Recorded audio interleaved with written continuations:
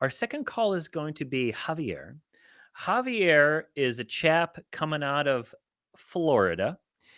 And Javier Mm. asks, is it possible to falsify God? You're on Atheist Experience with Dave Warnock and Johnny P. Is it possible to falsify God? What do you think? You tell us, and then we'll tell you what we think. Hey, gentlemen. I was Hey, Javier. the story of the Tower of Babel. Oh, Xavier. I said Xavier. Oh, Xavier. Sorry. Xavier. Sorry. So the call screening. Okay. Gotcha. No, it's a call screener just wrote it. No, it's okay. Thank you, guys. No, I was reading the Tower of Babel story, and it seems to it says that God is above the sky. So I'm still a theist, but but if God's not above the sky though, like, because we know what's above the sky, so does this falsify God, or God just can God exist outside of space and time? The argument is that God does exist outside of space and time. And I suppose God is above the sky is a metaphor for beyond, I don't know, space-time. I suppose you could look at it that way. And ancient people shepherding their goats and sheep wouldn't have understood. And so God sent his word down to them in a way that they could understand. I suppose that's the apologetic. And I think that rather than falsifying God, it more or less falsifies the understanding of God that the writers of the scriptures had. Yeah. Because if the people whoever wrote the story of the Tower of Babel would have thought at that point in time that the things above the clouds, which is as far as they could see and know and understand, because they had no understanding of what was beyond that, and they understood that God lived above them in that way, that somehow the people of earth could build a tower tall enough to reach to God. And I mean, that's laughable to us now. And also even the writers of the New Testament. If you remember when Jesus rose from the dead, ostensibly, and hung around with his disciples for a few days, and then rose up into heaven, up into the clouds. Again, that was their understanding of where heaven was and where God was. Yeah. It just clearly shows that they had no clue about these things. And it's clear that the God that's supposed to be omniscient and omnipresent and omnipowerful, omniscient is omnipowerful, sorry. This God that's supposed to know all these things and telling the writers of the scriptures these things clearly didn't communicate well enough to let them know that about the atmosphere, that the earth was round. That's why people today who cling to a literal interpretation of scripture think the earth is flat. They hold more weight on what the scripture says than what science, sorry, Chuck from Hawaii, has shown us about the way the world works. And so the writers of the scriptures in Genesis for the Tower of Babel, in the Gospels for Jesus rising up into the clouds, they had no clue about how the world really worked. Right. And if the God of the universe was communicating to them, as supposedly he was, in a way that they could write the scriptures that was supposed to carry all the great and important things of how we should live, they had no clue. And the God that was supposed to know all these things wasn't telling them for some reason. So it doesn't falsify God. It falsifies any relationship that the God of the universe would have with his creation, in my view. Yeah. I don't fault the ancient people for thinking that there was more up above the clouds. We had to start somewhere. Yeah. Right. What else could they think? What else could they think? They had only their own very anthropocentric view of the world, and it had to be that way because the continued existence of themselves and their family and their clan group, whatever, was the most important thing, and it continued their survival. And so they built upon that. We've gotten there because people started there. Someone posited that there was more. First of all, that there was more past the clouds, and Yeah. then it got more sophisticated, and we know that the stars are not holes in a cloak, and then we realized that at some point it's other suns just like ours, and then someone asked, well, what if there are other suns like ours, then maybe there's other planets, maybe there's other beings, and all these attempts to understand the world. It's admirable, but here's the thing: it's a childlike, like species wise, it's a childlike understanding of the universe that we live in. And to quote 1 Corinthians 13, verse 11, when I was a child, I talked like a child, I thought like a child, I Mm-hmm. reasoned like a child. But when I became a man, I put the ways of childhood behind me. Our problem is that as a species, some of us won't put the ways of childhood behind us. This way of magical thinking, this Mm-hmm. anthropocentric, this human centric, I'm the most important thing in the world. Give me, me, my, now, to quote Captain Hook from Hook. That's a childish way of looking at the world. Yeah. And we who don't believe that stuff, we've got a more nuanced, more, I don't know, smallified. What's the word I'm thinking? Realistic, dehumanistic view of the universe is just like we're one tiny mote. Oh yeah, we see our place in it, and our Yeah. place is not the center of it or the apple of God's eye. That's why I love you mentioning that verse. It's why I called my memoir "Childish Things," because in my view, my deconstruction of my faith was me essentially putting away childish things. So you should get your copy of that, Johnny, by the way. Well, it's Xavier, what do you yeah, think about yeah. what we're saying about what you're posing your question? Can we falsify God? What are your thoughts on that? Yeah, ancient peoples were wrong about science and probably history, but I don't see how that falsifies God. I also want to add that Jesus, in the sermon, in his Olivet Discourse, he said, I will gather my elect from the four winds of the earth.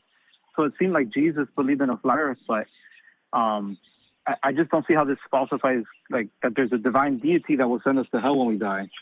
Well, Xavier, I don't think you're going to get there falsifying God as a concept, but we can say this, that we know that the earth isn't flat.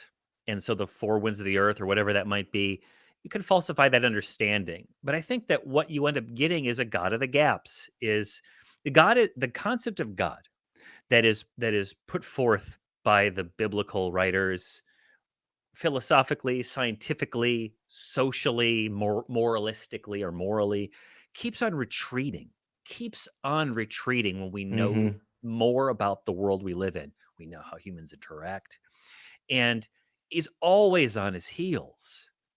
And so be more specific about it. We're not going to be able to falsify the concept necessarily of some sort of quote unquote higher being, because the character of Jesus in an ancient book says that there's four winds and maybe the earth is flat, whatever it might be. But we can at least get rid of that understanding of the world by that God. So if Jesus was a divine being who had access to eternal truths, objective reality, well, we know he didn't, because he talks about the earth being flat, unless you're going to give him a pass and saying he was explaining it to people who believed in a flat earth, except he was talking to people in Judea during the Roman Empire, and the earth was already proven to be round by, was it Anaxagoras at that point? And who knows if that was commonly accepted? I don't know. But yeah, think of it that way if you wish. Xavier, thoughts? Yeah, I guess they just keep putting God above the universe when science disproves specific claims. So it keeps becoming unreachable to scientifically verify that there is a God. Yeah. So Well, and I would ask you, it becomes impossible.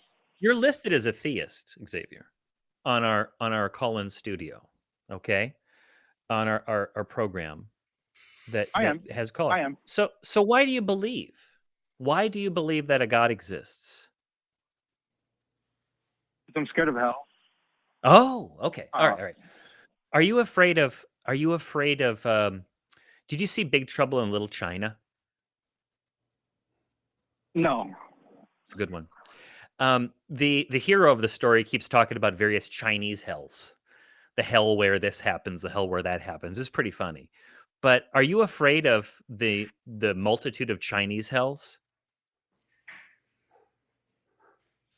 No, but maybe they're talking about the same hell. Okay. Well, how do you go to hell and how do you not go to hell?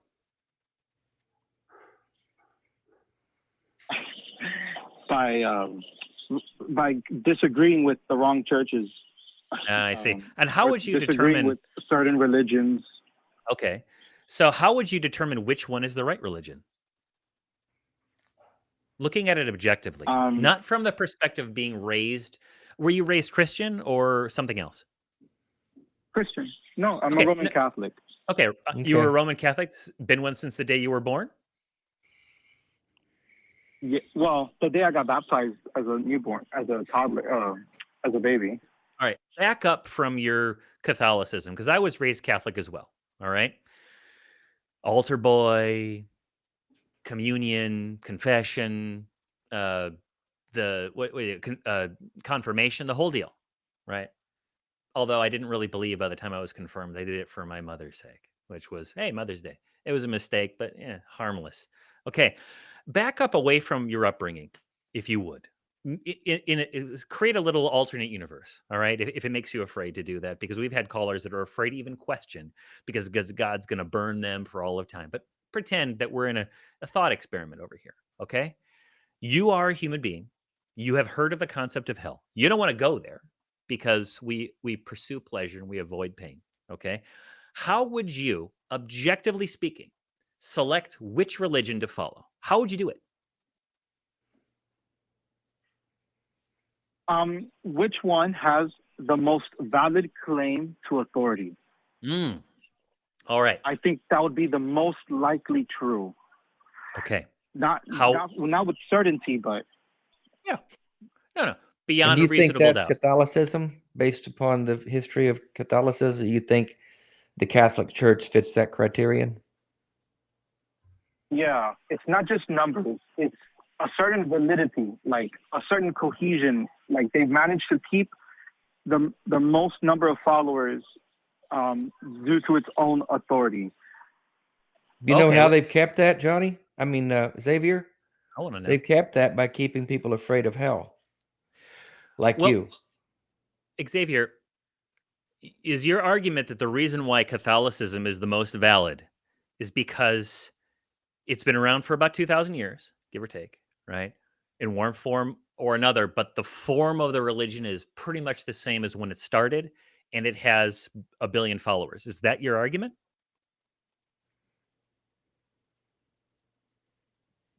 Numbers and a certain cohesion that standardizes its claim to authority.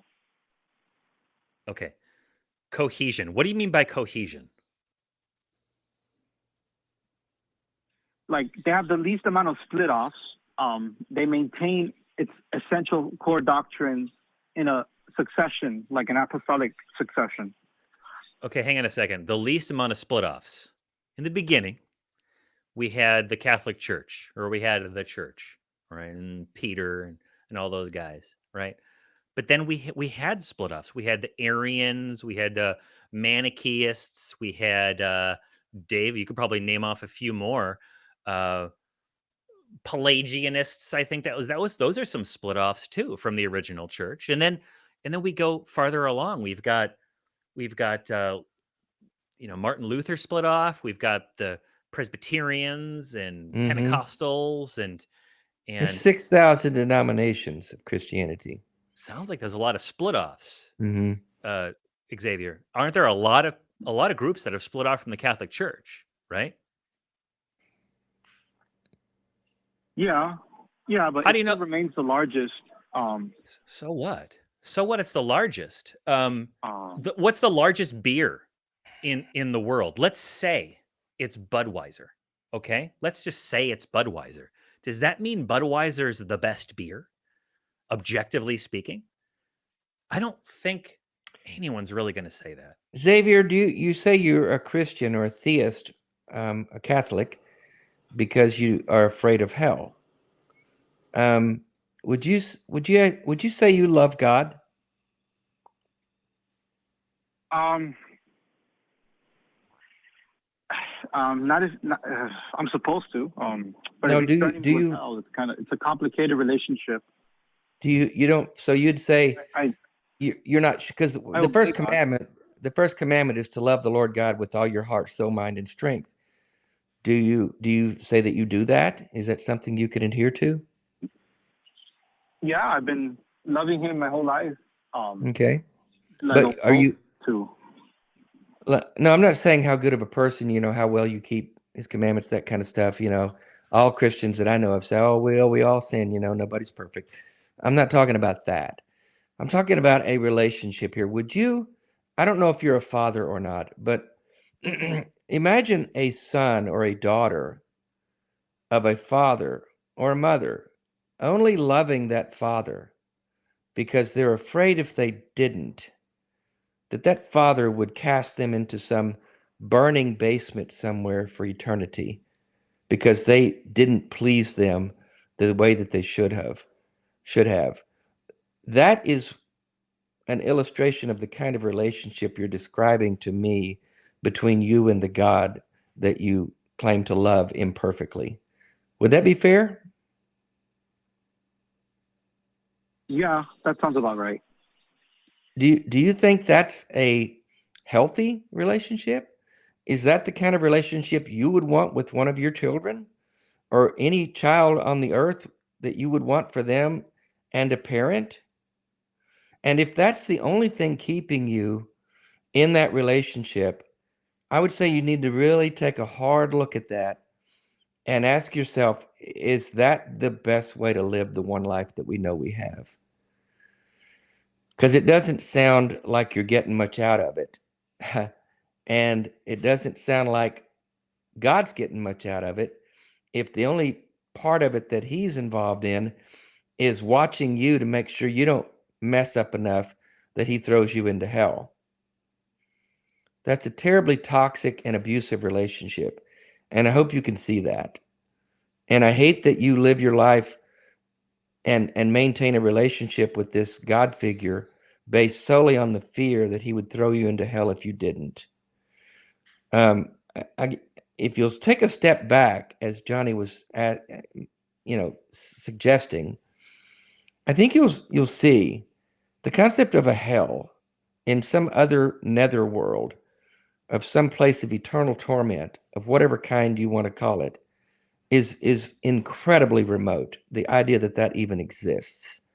So I would wish that you could get free from that fear and that concept and live a life of freedom and liberty and autonomy and be the best version of yourself you can be, because that's possible for you. That's out there. And I would encourage you to reach for it. Yeah. Xavier, I want the same thing that Dave wants for you too.